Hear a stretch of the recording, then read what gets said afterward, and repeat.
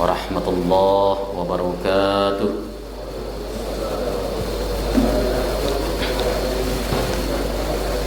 Alhamdulillahilladzi hadana li hadza wa ma kunna linahtadiya laula an hadanallah. Asyhadu an la ilaha illallah wahdahu la syarika lah wa asyhadu anna Muhammadan abduhu wa rasuluh. Allahumma salli wa sallim wa barik ala hadzal nabiyil karim nabiyina Muhammadin sallallahu alaihi wasallam wa ala alihi wa sahbihi wa man tabi'ahu ila yaumiddin. Amma ba'du, fa ya ibadallah, usikum nafsi wa iyaya bi taqwallah wa ta'atihi la'allakum tuflihun. Qala Allah ta'ala fi kitabihil aziz wa huwa asdaqul qailin, ya ayyuhalladzina amanu taqullaha haqqa tuqatih wa la tamutunna illa wa antum muslimun.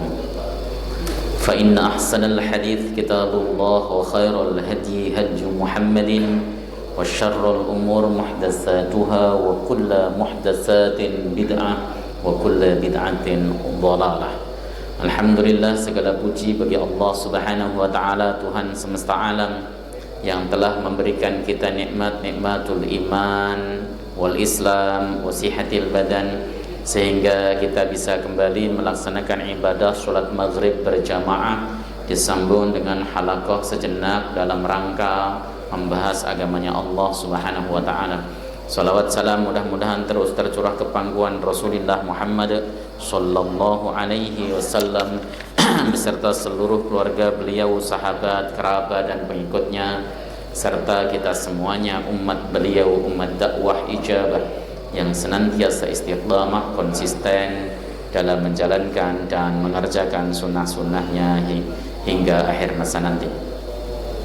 Kita akan meneruskan kajian kita kitab Taisirul Alam Sarah Umdatil Ahkam, masuk kepada bab sholatil kusuf, bab yang menjelaskan tentang sholat gerhana.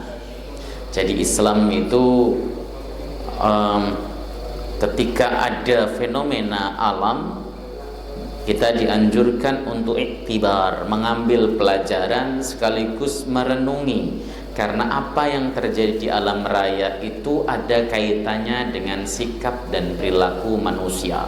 Maka ketika terjadi gerhana, Islam syariat tidak menganjurkan kepada kita untuk bergembira, euforia, foto-foto, ya selfie dan sebagainya, tapi malah justru kita dianjurkan untuk istighfar, bertaubat, menangis, memperbanyak sedekah dan sebagainya.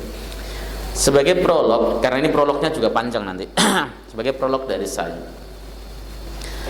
ketika pertama kali Rasulullah SAW mengalami gerhana matahari semenjak beliau berada di Madinah, siang hari dan matahari total, gerhana matahari total, Rasulullah itu keluar dari rumahnya sembari menangis terseduh-seduh kencang menangisnya.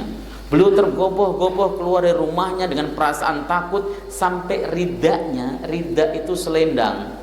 Kalau kita itu sering pakai surban, ada selendangnya. Nah, rida itu selendangnya. Selendangnya beliau jatuh, itu Rasulullah tidak menyadarinya. Kemudian beliau seru orang-orang untuk pada sholat, melaksanakan sholat. Ya, dan sholatnya bukan di Masjid Nabawi. Kalau siapa itu bapak yang baru pulang umrah itu, namanya Pak siapa? Pak Uka. Pak. Ya, Pak Uka. Kemarin kalau ke Masjid Ghamamah, itu masjid yang biasa dipakai oleh Nabi untuk melaksanakan sholat-sholat sunnah seperti sholat Id, sholat istisqa dan sholat kusuf gerhana. Nabi naik mimbar, kemudian berkhutbah dengan khutbah yang menggetarkan, seakan-akan beliau melihat surga, melihat neraka, seakan-akan Rasulullah SAW menangis dengan keras. Sahabat semuanya mendengar tangisnya Rasulullah, menangis juga, hujan tangis. Kenapa? Karena takut apa yang terjadi itu adalah merupakan awal turunnya azab Allah Subhanahu wa taala. Rasulullah mengambil pelajaran bagaimana kaumnya Nabi Hud alaihissalam dihajar oleh Allah Subhanahu wa taala dengan angin yang berhembus kencang, angin kencang. Yang di dalam bahasa Quran disebutkan dengan tudammiru kulla syai', yang menghancurkan segala sesuatu. Kaumnya Nabi Hud ketika mau dapat azab juga tenang-tenang. Mendung menggumpal di angkasa bergulung-gulung hitam. Kaumnya Nabi Hud bersuka cita, sebentar lagi akan turun hujan lebat. Allah akan menurunkan hujan dari langit. Ternyata yang turun bukan hujan tapi azab Allah, angin yang dahsyat yang menyapu segala sesuatu.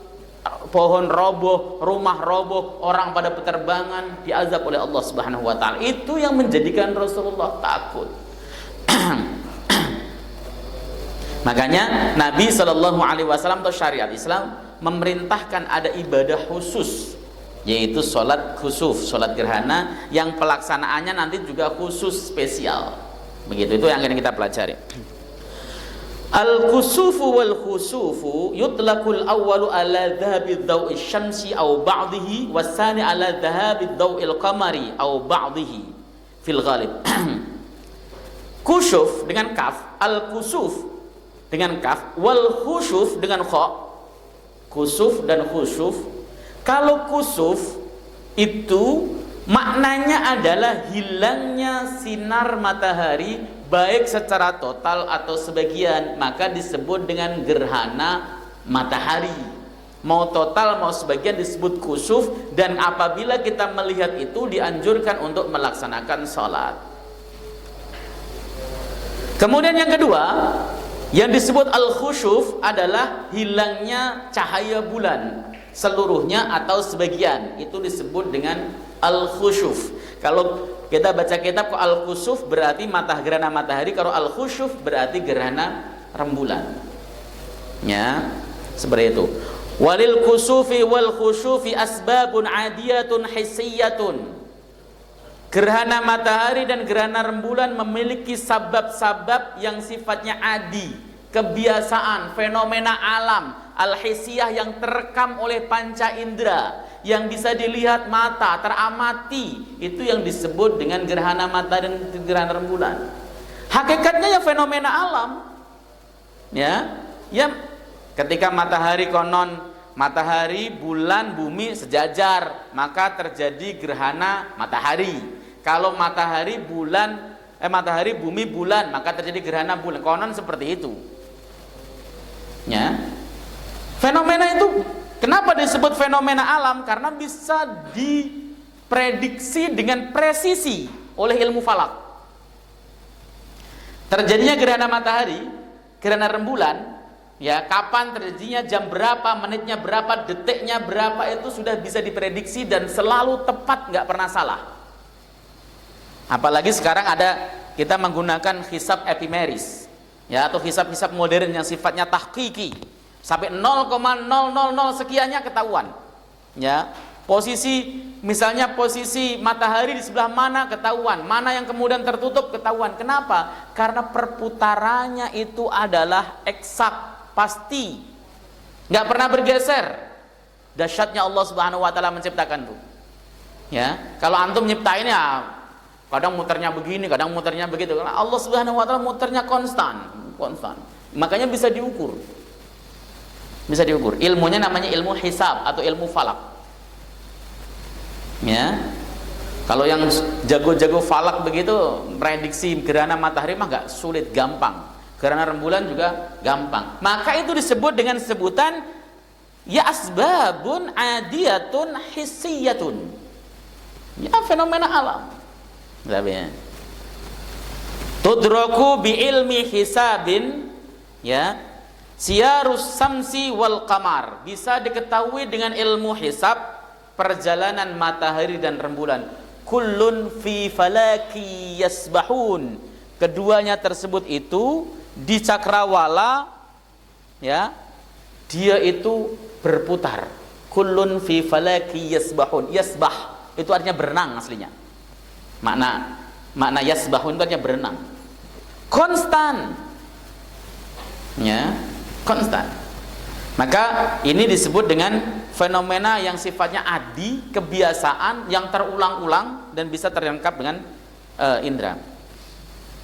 Kamalah anna laha asbaban ma'nawiyatan khafiyatan. Namun di samping ada fenomena-fenomena alam, fenomena kebiasaan-kebiasaan alam yang sifatnya rutinitas, tapi ada sabab-sabab yang sifatnya maknawi dan tersembunyi, hanya Allah Subhanahu wa taala yang tahu.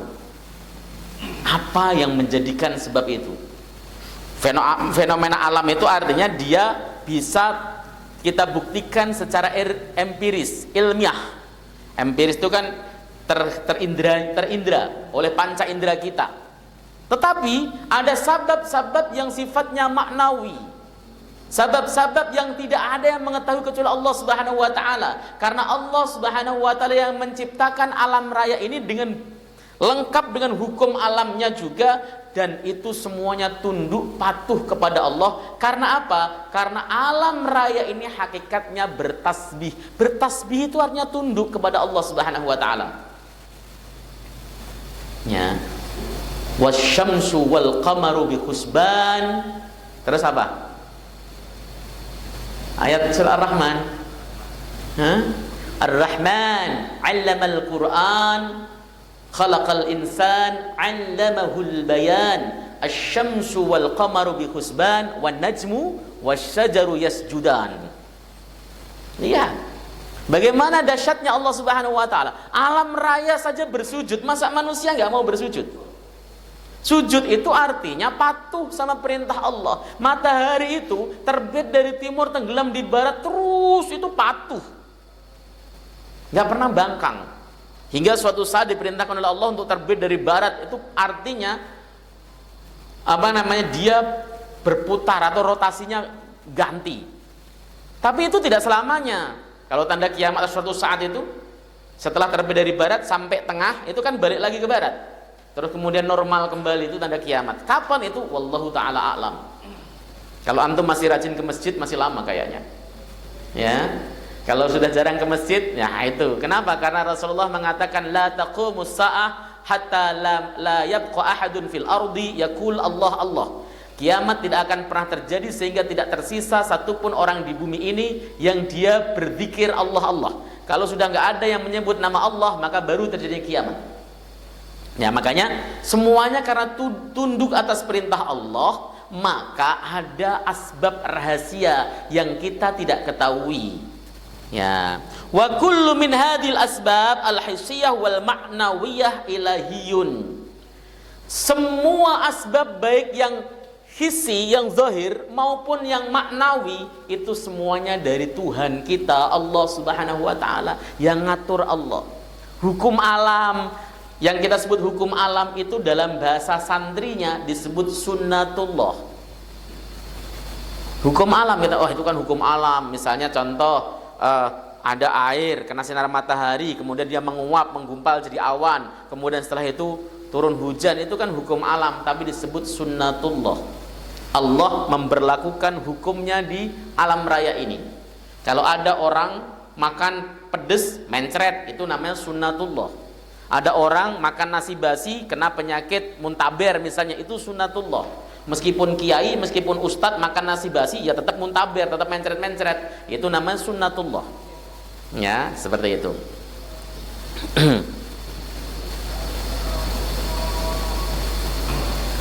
Wa indama taqtadil hikmatul ilahiyatu taghayyuru syai'in min ayatillahil kauniyah. Taghayyaru, ya, syai'un min ayatillahil kauniyah. Tatkala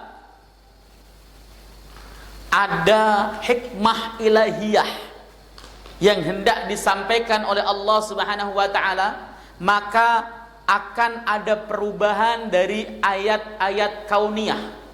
Ayat itu ada dua, ayat Qur'aniyah dan ayat kauniyah. Ayat Qur'aniyah itu jumlahnya cuman ada berapa? 30 juz Qur'aniyah.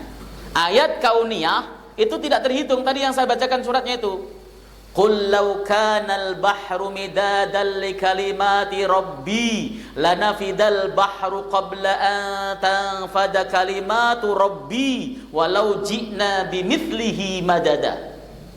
Katakan wahai Muhammad, laukanal bahru, seandainya lautan itu seperti tinta, jadi tinta semuanya, ya, untuk menulis kalimat Allah. Lanafidal bahru qabla an tanfada kalimatu rabbi, pastilah lautan akan kering sebelum habis kalimat Allah ditulis. Walau ji'na bimithlihi madada, meskipun kami datangkan lagi tinta semisal lautan tadi lagi kedua kali, tetap kalimat Allah tidak akan pernah tertulis. Ini ayat Allah kauniyah. Kalau untuk ayat Allah Qur'aniyah, satu botol cukup untuk nulis Al-Quran. Ayat kauniyah itu ayat yang ada di alam raya ini. Kita amati pohon misalnya, dari mulai pertumbuhannya, dari mulai dia mulai nanti mekar bunganya, lalu kemudian berbuah sampai masak dan sebagainya, diamati, itu namanya ayat Allah kauniyah. Ini yang kemudian kita disuruh untuk mikir. Orang cerdas itu bukan hanya sekedar mikirin konten yang ada dalam Al-Quran, tetapi mikir ayat Allah di kauniyah secara global. Innalladzina sebentar ya. Inna fi khalqis samawati wal ardi wa ikhtilafil laili wan nahari laayatil liulil albab. Sesungguhnya di dalam perbedaan ya siang dan malam, inna fi ikhtilafil laili wan nahar laayatil liulil, dalam penciptaan langit dan bumi, dalam perbedaan siang dan malam, itu ada ayat-ayat bagi orang-orang yang cerdas. Ulul albab itu cerdas. Inna fi khalqis samawati wal ardi wa ikhtilafil laili, dalam penciptaan 7 langit, penciptaan bumi, perbedaan siang dan malam, ada ayat-ayat Allah bagi orang yang cerdas. Siapa mereka yang cerdas? Alladzina yadhkurunallaha qiyaman wa qu'udan wa 'ala junubihim. Mereka orang yang selalu ingat Allah dalam keadaan berdiri, duduk ataupun berbaring. Itu ahli ibadah artinya. Mereka ahli zikir, ahli ibadah, ahli baca Quran. Ya, bukan hanya itu, wa yatafakkaruna fi khalqis samawati wal ard, dan mereka memikirkan tentang penciptaan langit dan bumi. Rabbana ma khalaqta hadza batila, ya Allah, enggak ada satupun yang kau ciptakan di alam raya ini batil, sia-sia, enggak ada. Sampai kutu sekalipun ada manfaatnya. Ada yang nanya langsung, terus babi manfaatnya apa Ustadz? Banyaklah. Babi itu salah satu manfaatnya dalam sisi medis, jantung hewan yang mirip jantung manusia itu jantung babi. Kalau ada orang gagal jantung, misalnya biliknya atau bilik jantungnya tersebut ada yang masalah, itu biasanya kalau transplantasi jantung itu adalah pakai jantung babi. Karena manusia nggak ada mau nyumbangin jantung. Kalau ginjal ada, karena ginjalnya 2, jantung cuma 1. Nggak ada, maka pakai jantung babi. Makanya itu diharamkan. Ya, saya dulu pernah diskusi dengan seorang profesor ya. Kata beliau, babi itu mestinya yang memelihara itu majelis ulama katanya. Kaget saya kan. Memang orangnya secara kontroversi darahnya.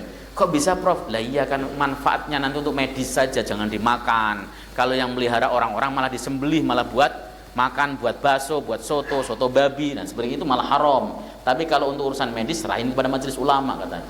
Benar juga sih, tapi ya berbahaya juga usulan kayak gini nih. Gitu. Ya, jadi tidak ada satupun yang diciptakan Allah itu batil. Ini yang harus kita pikirkan, ini yang harus kemudian kita amati. Dari sisi ini umat Islam sekarang kalah. Dari sisi wa yatafakkaruna fi khalqis samawati wal ard, dari sisi itulah kalah. Padahal dulu umat Islam pada Bani Umayyah dan Bani Abbasiyah itu pernah menjadi umat yang hebat, the golden age, masa keemasan. Munculnya misalnya Al-Haytham, ya, Al-Haythami, ya, Al-Haytham. Kemudian Ibnu Asyatir, Al-Khwarizmi. Kemudian banyak sekali umat Islam itu, mereka pengamat. Penemu optik itu adalah Ibnu Hisham, ya, orang Muslim. Al-Khwarizmi itu adalah pakar matematika yang kita belajar sekarang dengan istilah algoritma. Ya, asalnya itu bahasa Arab namanya Al-Khwarizmi.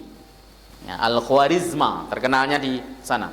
Ibnu Sina, ya mereka bukan kok tidak pintar ngaji, mereka rata-rata pintar ngaji. Mereka itu hafal Quran dari usia kecil. Mendalami Islam ketika dia masih kecil, ketika dewasa mereka melakukan eksperimen. Ya, pengamatan, lalu kemudian mereka menguji pengamatan tersebut, jadilah hukum-hukum hebat. Ya.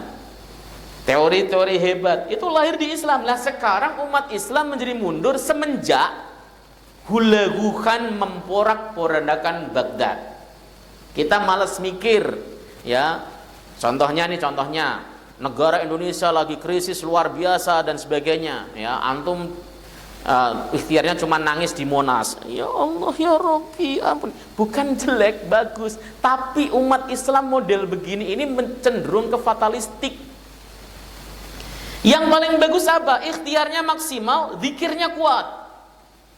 Zikir kepada Allah Subhanahu wa taala kuat, ikhtiarnya maksimal. Waktu ada Covid, antum berdoa ya Allah jauhkan hamba dari Covid, tetapi tidak berusaha untuk menghilangkannya, nggak ada ikhtiarnya. Udahlah, serahin sama Allah Subhanahu wa taala. Ini yang kemudian terjadi pada umat Islam saat ini, cenderung fatalistik. Fatalistik itu jabariyah, ya terserah Allah sajalah. Ya, nanti kalau umat Islam mau maju ya maju, itu salah. Ya. Kenapa? Karena kita memiliki ikhtiar, kita dikasih potensi akal dan otak. Wa yatafakkaruna fi khalqis samawati wal ard, ini maksimalkan. Amati apa saja sesuai dengan bidangnya. Ahli fisika kuantum ke fisikanya, ahli kimia ke kimianya, fisik kimia industri, ahli nuklir, silahkan diamati semuanya itu. Kalau di dalam bahasa anak-anak S3 itu yang disebut dengan novelty dan kebermanfaatan. Nulis itu harus begitu. Saya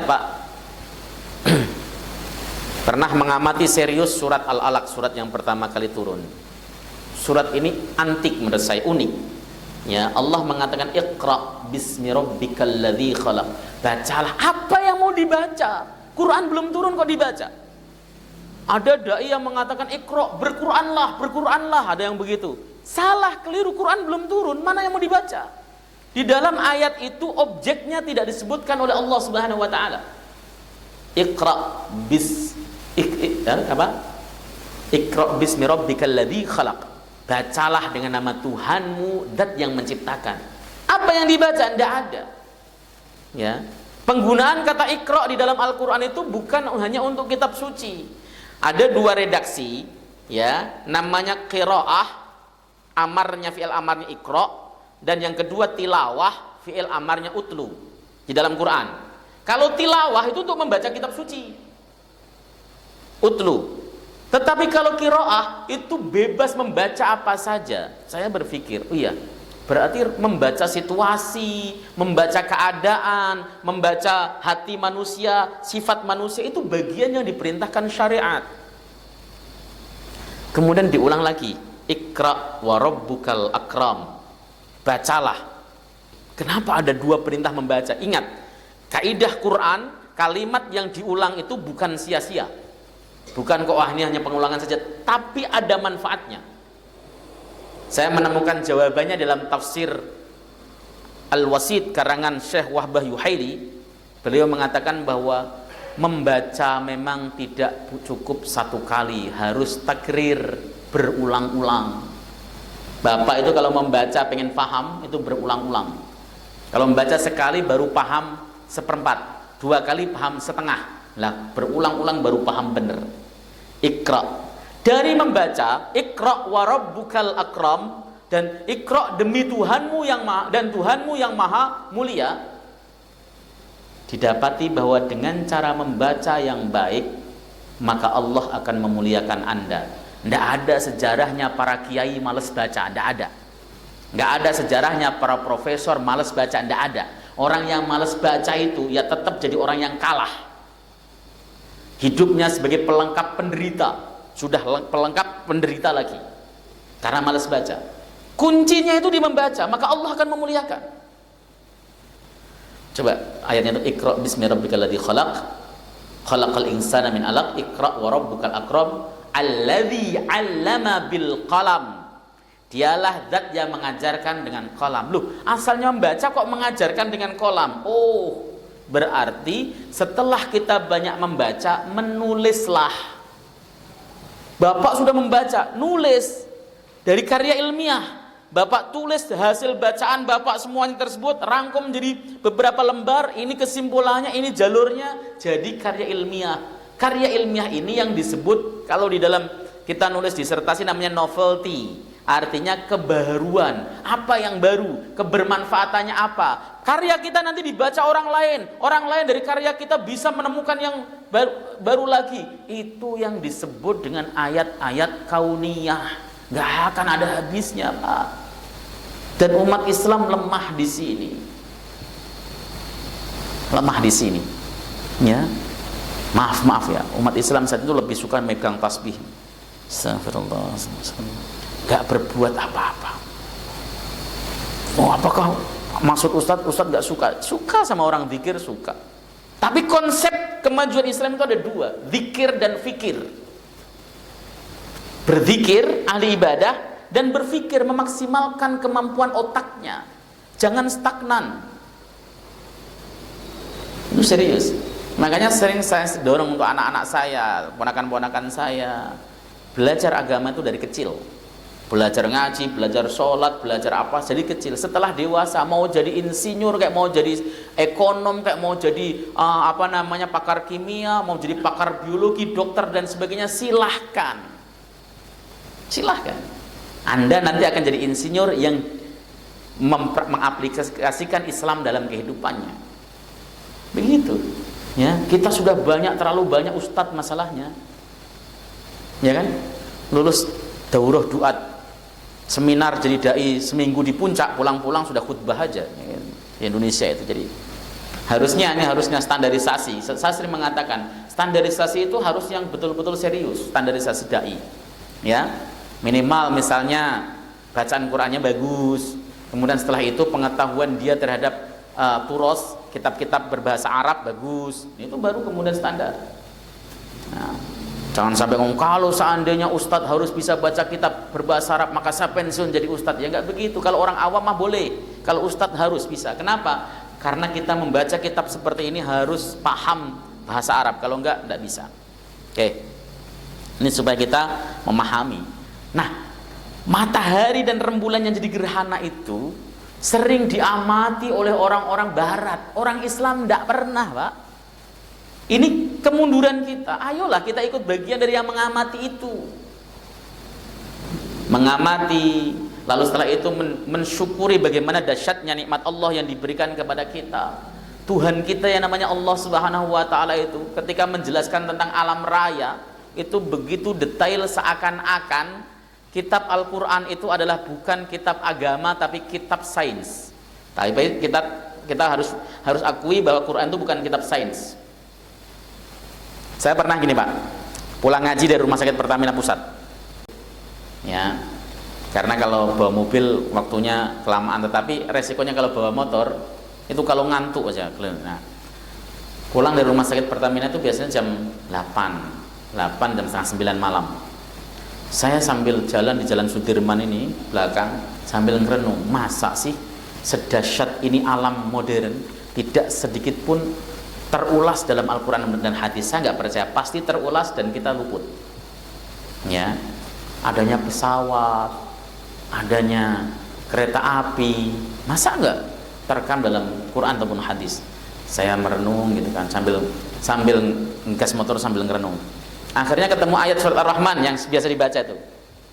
Ya ma'sarul jinni wal insi in istata'tum min aqdaris samawati wal ardi fanfudhu la tanfudhuna illa bisultan. Wahai sekalian manusia dan jin, ya, jika kalian ingin menembus penjuru langit dan bumi, ingat yang ditembus penjuru langit dan bumi, bukan langit saja tapi bumi, ya. Kata Allah, fangfuzu, silahkan tembus. Berarti memang Allah tidak menghalangi. Dan itu bisa, sebab diperintah. Perintahnya bukan wajib, tetapi itu lil ibahah, mubah. Silahkan tembus, fangfudhu. Tapi Allah memberikan syarat, la tangfudhuna illa bisultan. Kalian tidak akan pernah bisa menembusnya kecuali dengan sultan. Sultan itu kekuasaan. Kuasai ilmu pengetahuan dan teknologi akan Anda tembus itu. Kalau nggak menguasai ilmu pengetahuan dan teknologi, ente kuasai duit yang banyak. Ya. La tanfuduna illa bisultan. Kalian nggak akan pernah nembus. Nah, NASA kemarin konon mengadakan wisata ke Mars misalnya. Ya, kalau mereka ke Mars ya karena mereka punya ilmu pengetahuan. Kalau antum pengen itu biayanya miliaran. Sekali ke sana itu belum tentu ada jaminan selamat juga kan. Ini yang harus kemudian kita pahami. Terus iya ya, Dajjal nanti di akhir zaman dalam asratus sa'ah, dalam kitab-kitab tanda kiamat itu dia itu memiliki ilmu melipat bumi. Jadi jam maghrib misalnya di sini, Isya sudah di Malaysia, subuh sudah ada di Eropa, begitu. Itu sekarang sudah bukan hal yang sulit, ya. Kecepatan pesawat sekarang itu, berapa Pak? 3.000 sekian kilometer per jam. Saya yakin, hakul yakin nanti semakin tambah tahun akan semakin cepat. Kereta api aja sekarang cepat-cepat ya. Ya, dulu orang nggak mungkin pergi dari Jakarta ke Bandung kurang dari 1 jam, nggak mungkin. Mau terbang nggak mungkin. Sekarang Superman kalah pasti itu. Terbang pasti lama kan, Superman juga.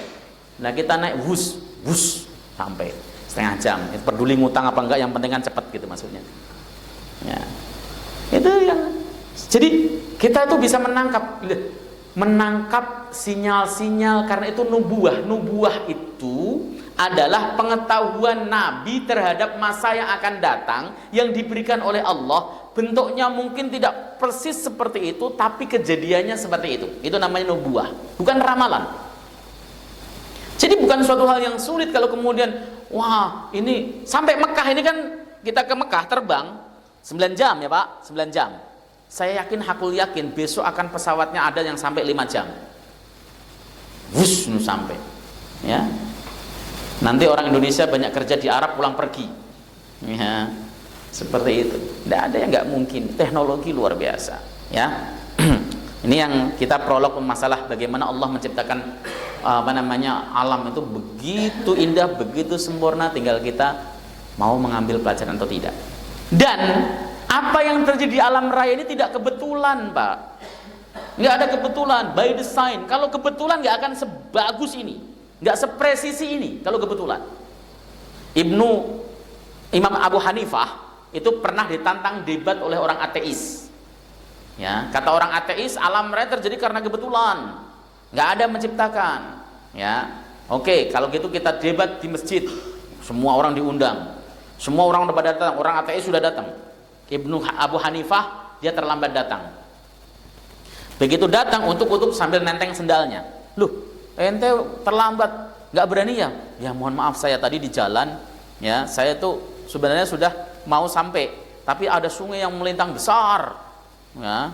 Karena ada sungai saya berhenti. Gimana caranya nyebrang?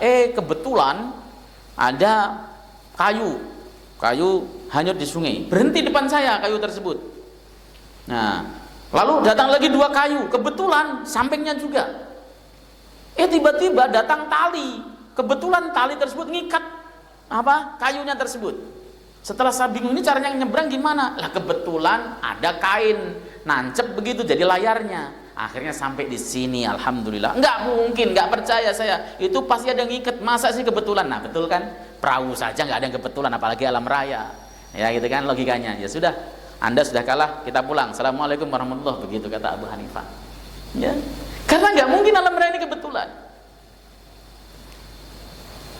Pak, besi yang kita pakai saat ini kan semua serba besi. Itu bukan logam asli bumi. Itu penelitian. Besi itu bukan logam asli bumi. Quran mengatakan dengan sangat tegas, wa anzalnal hadida, dan telah kami turunkan al-hadid, besi. Turunkan, jadi logam dari ruang angkasa masuk ke bumi, beng, ya. Kemudian dimanfaatkan, dan ini tidak bisa diperbaharui. Nanti kalau sudah habis ya habis. Berarti Allah memang mempersiapkan bumi untuk antum tinggal. Yang kedua, semua yang ada dalam perut bumi ini bisa dimanfaatkan dan memang menunjang untuk kemajuan manusia. Nikel sekarang buat baterai. Dulu ada banyak nikel tapi nggak bisa dimanfaatkan secara maksimal, nggak ngerti manfaatnya. Dulunya lagi minyak bumi itu nggak ada yang tahu cara manfaatinya. Di Saudi Arabia itu minyak bumi itu kayak sumberan begitu, muncul di permukaan. Orang-orang sana hanya menggunakan minyak bumi yang baunya tidak enak dan berupa lumpur hitam untuk ngolesin perutnya kalau kembung. Hanya itu saja manfaatnya. Tapi ternyata manfaatnya luar biasa hingga hari ini. Kok bisa dapat? Itu sudah disediakan oleh Allah Subhanahu wa taala dengan ilmunya, bahwa apa yang kita butuhkan sudah ada di dalam perut bumi semuanya. Ada emas, tembaga, perak, nikel, aluminium, semuanya ada dalam perut bumi, dan itu untuk manusia semuanya, Pak. Nggak ada yang kebetulan. Planet lain nggak ada. Ilmuwan itu sudah mencari saat ini, mencari mana sih planet yang mirip bumi untuk pindahan kita. Kalau ada pengen pindahan kita, nggak ada. Yang satu galaksi nggak ada. Kemarin dapat yang mirip bumi, itu pun tidak bisa ditangkap dengan kamera, hanya dengan gelombang suara. Jaraknya itu adalah 1 miliar tahun cahaya. Antum ke sono, belum sampai sono udah mati duluan gitu. Ya, serius, jaraknya jauh. Ya, gimana caranya? Ya memang spesialnya hanya bumi ini. Manusia itu hanya di bumi ini. Di sono-sono nggak ada. Karena manusia itu ada di sini, ini menjadi spesial. Bumi itu adalah planet yang spesial. Kalau manusianya ini kemudian tidak taat kepada Allah semuanya, kafir semuanya, kiamat semuanya, runtuh semua galaksi. Karena di manusia. Gitu ya, makanya manusianya ketika ditegur oleh Allah dengan fenomena alam, harusnya ingat Allah. Jangan malah antum sibuk foto-foto tapi nggak sholat. Itu gimana sih ceritanya? Wah, ini adalah apa kalau gerhana itu blue apa tuh? Blue moon. Oh yes, masya Allah, keren nih. Sibuk nyuting sholat kagak, salah. Sholat minta ampun. Kenapa? Karena fenomena itu ada sentilan dari Allah. Begitu matahari, bulan yang setiap hari bersinar, kalau aku menghendaki padam. Karena nanti kiamat itu matahari padam. Idza syamsu kuwirat, tatkala matahari digulung artinya padam, nggak ada sinarnya sama sekali. Matahari padam, habis kita, Pak. Kenapa? Dinginnya luar biasa. Ya kiamat itu. Ya. Kita lanjutkan satu hadis. Al-hadisus salis wal arba'una ba'dal mi'ah, hadis nomor 143. An Aisyah radhiyallahu taala anha, dari Sayyidah Aisyah radhiyallahu taala anha, anna syamsa khasafat ala ahdi Rasulillah sallallahu alaihi wasallam. Boleh dibaca khasafat, boleh dibaca khusifat. Dua-duanya boleh. Kenapa? Kalau khasafat itu terjadi gerhana matahari. Kalau khusifat, Allah yang menyebabkan terjadinya gerhana matahari. Anna syamsa khasafat ala ahdi Rasulullah sallallahu alaihi wasallam. Sesungguhnya ada gerhana matahari pada masa Nabi sallallahu alaihi wasallam. Fa ba'atha munadiyan yunadi, maka Nabi mengutus orang yang menyeru, as-salatu jami'ah. Ingat, salat sunnah tidak ada iqamah. Iqamah itu hanya berlaku untuk salat wajib. Kalau untuk salat sunnah panggilannya as-salatu jami'ah. Maka salah alias keliru jika imam sholat fardu maghrib, misalnya dia ngomandoin pasukannya atau jamaahnya as-sholatu jami'ah, keliru. Meskipun yang nggak dosa, tapi keliru. Yang dilakukan cuman merapatkan saf. Sawu sufufakum fa inna taswiyatas sufuf min tamamis salah. Istawu wa'tadilu wastaqimu watarasu. Silahkan kasih begitu. Atau kalau nggak bisa bahasa Arab, nggak usah pakai sok-sok bahasa Arab, karena sering saya lihat imamnya sok-sokan bahasa Arab salah lagi ngomongnya, begitu kan. Ya, mending tolong lapatkan lurus, lapat lurus Pak barisannya. Itu aja bagus, boleh. Enggak usah as-salatu jami'ah. Enggak. Karena as-salatu jami'ah itu adalah pengganti iqamah untuk salat sunnah. Salat Id misalnya, ketika sudah mau dilaksanakan khotibnya turun, as-salatu jami'ah, begitu. Ya. Kan khotib biasanya kalau turun, assalamualaikum warahmatullahi wabarakatuh, turun. Blek. Ya. Nah, si khotib boleh mengatakan as-salatu jami'ah, Allahu akbar. Nah, gitu caranya. Karena tidak ada iqamah. Iqamah itu hanya untuk salat wajib. Nah, ini Rasulullah mengutus orang untuk mengumandangkan as-salatu jami'ah. Fajtama'u, lalu orang pada kumpul semuanya melaksanakan salat. Wa taqaddama, dan kemudian Rasul maju setelah salat. Ini setelah kumpul, bukan setelah salat. Setelah kumpul, Rasul kemudian maju fa kabbaro, dan beliau bertakbir, wa shalla arba'a raka'atin fi raka'ataini, dan beliau melaksanakan salat 4 rukuk di dalam 2 rakaat. Ini uniknya. Salat gerhana itu ada 4 kali rukuk di dalam 2 rakaat. Allahu akbar pertama.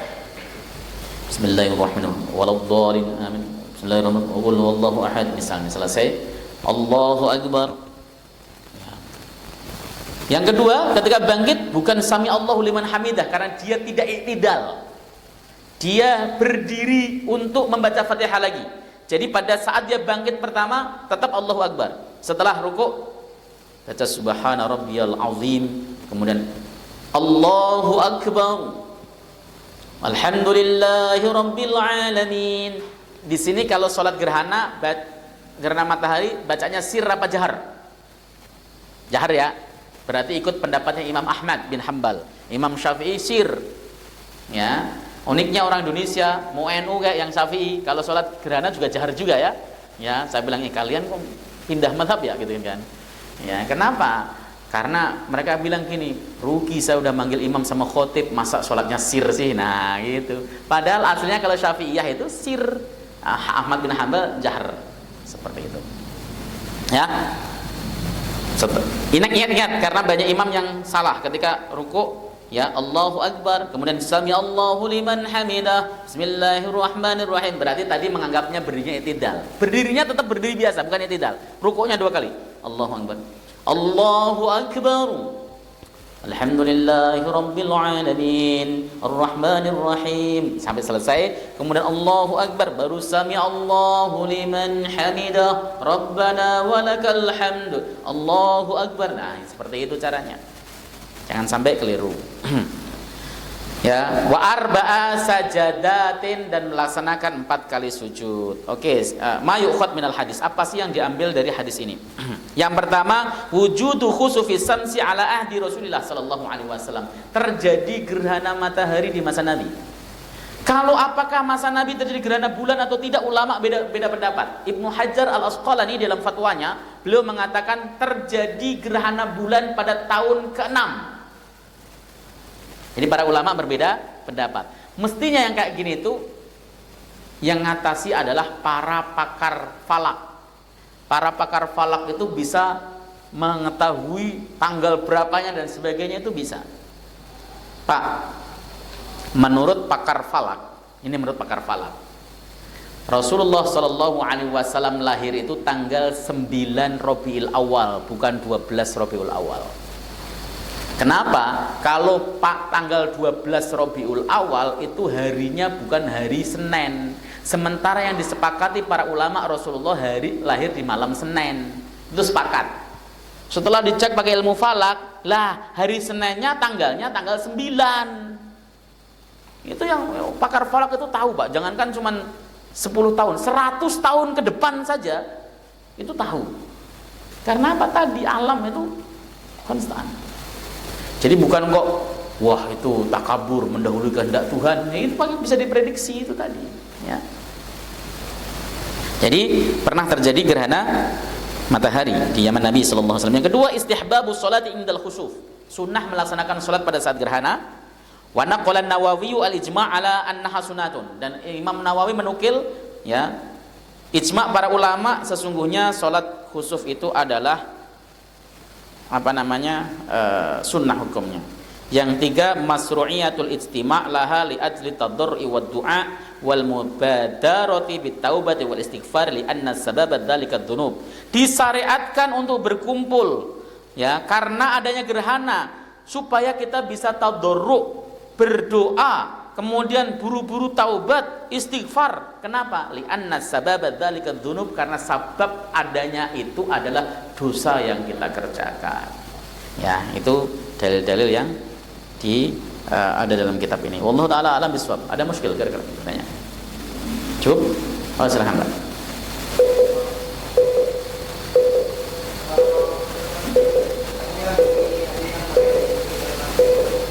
Saya nggak dengar suaranya, Mas. Sebentar. Oke.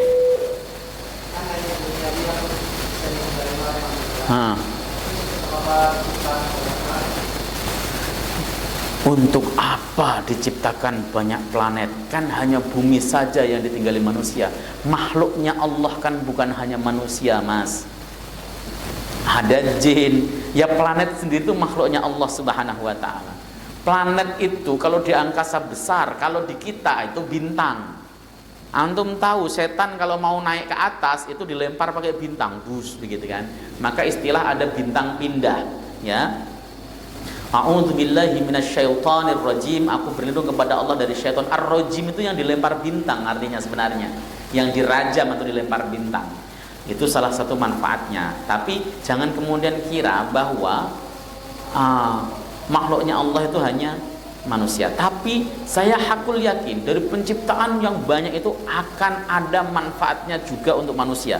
Hanya itu yang perlu penelitian. Nah, makanya antum harus meneliti. Kalau nggak meneliti, anaknya di sekolahin supaya jadi peneliti ya. Seperti itu, biar nanti sampai sana. Oke, cukup ya? Gimana, Pak?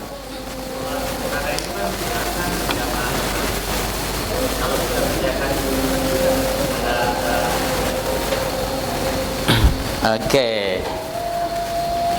Disunnahkan berjamaah itu berarti kalau dilaksanakan sendiri tidak apa-apa, ya nggak usah khutbah, wong namanya sendiri. Tetapi sholat ini itu tujuannya adalah supaya kita itu melakukan introspeksi diri massal dan tobat kepada Allah massal aslinya. Karena melihat fenomena baru, kalau sendiri itu nggak nyentuh kadang-kadang itu. Ya, tetapi kalau bapak ketinggalan, ketinggalan, udah selesai sholat ya sudah. Dalam rangka melaksanakan sunnah Nabi, kerjakan sholat sendiri di rumah dan dapat pahala sholatnya. Itu Pak ya. Jadi kalau sunnah itu berarti boleh dikerjakan karena khutbah selain Jumat itu tidak wajib. Ya, begitu. Sholat Id misalnya ketinggalan sendiri ya sudah, sholat sendiri aja, nggak usah khutbah. Masa ma'asyiral hadirin sendiri kan kayak bagus. Ya Pak ya, boleh. Cukup ya. Kita tutup majelis. Subhanakallahumma hamdika asyhadu an la ilaha illa anta astaghfiruka wa atubu ilaik. Assalamualaikum warahmatullahi wabarakatuh.